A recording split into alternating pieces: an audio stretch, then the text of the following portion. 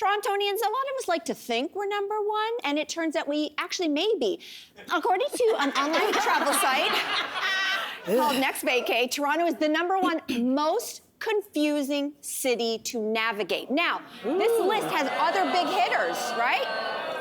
They say we are worse than London, Mexico City, Hong Kong, Paris, Sao Paulo, and Madrid.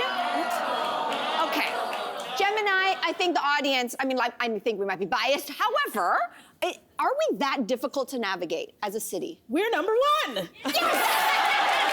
We got this. Really?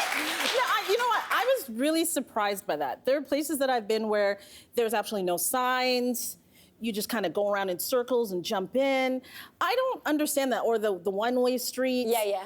But then when I kind of read about it, they were also talking about how expensive our Wi-Fi is if you're lost. So I was like, okay, we got that, we're up there. How expensive Ubers are, those kind of things. Because honestly, our subway system is the easiest, it's nothing. Yeah! It's a cross. It's true. Right? Yes. Like in New York, there's 7 59th Street stops. Like those certain stops that they have the same That's a good name. point. There's a million lines. Yeah. So I guess if you add in the price of things, if you don't know where you're going, or if you're off that general subway line, maybe. I think we also lack in branding. You know, if you're in New York or if you're in Paris, you very much know where the subway is. Right. I do not know about you, but if you haven't lived here, all of us have lived here, right? Correct? Right. For a long time. With fresh eyes, you try to find where to go into a subway stop. There's almost zero signage. I swear to you, this is true. And I actually left the city to move during the pandemic, so I now live in Hamilton. And when we had to come back to work, I felt like a tourist for the first 2 months because I had to go through Union Station, which is massive.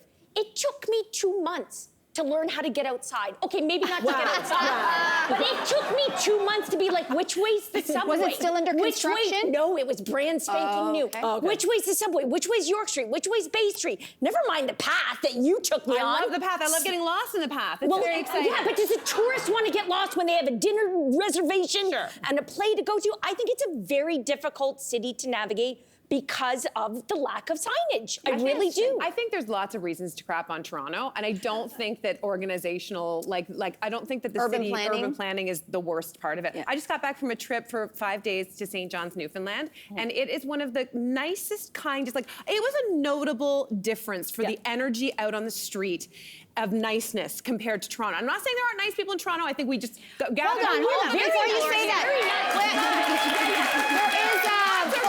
There's a reason why we have a reputation as kind of and maybe that's part of this. Maybe people are finding it hard to navigate because there's not someone standing right there to be like, can I help you out? You look lost. That, to me, is probably a truth when it comes to I'm going to Toronto. ask somebody else also. Mount Pearl, Newfoundland is here. Mount Pearl, Newfoundland is here. Not to single you out on national TV. Are we nice here?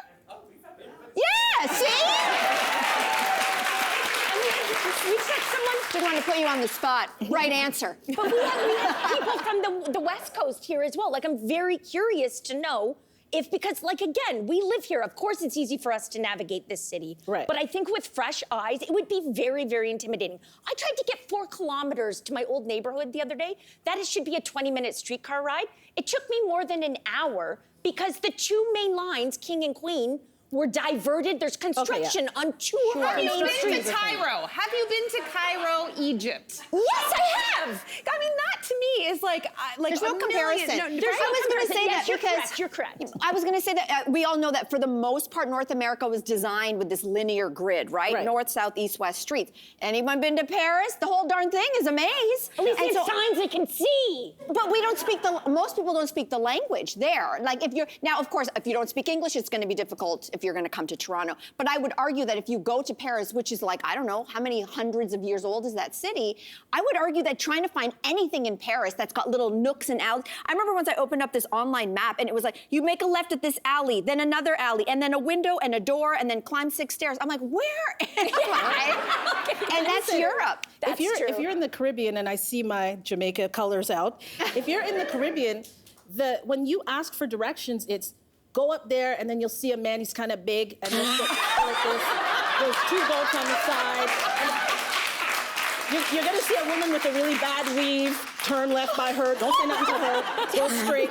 There's no signs, you figure it out. So I don't think Toronto's not doing that bad. We're not too bad. We're good. We're not telling you by the goats. We're okay.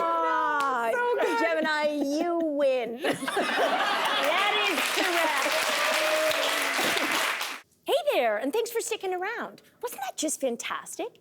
You know where you can get some more all-around great content? Our YouTube page. It's filled with all the laughs and thought-provoking chats you could ask for.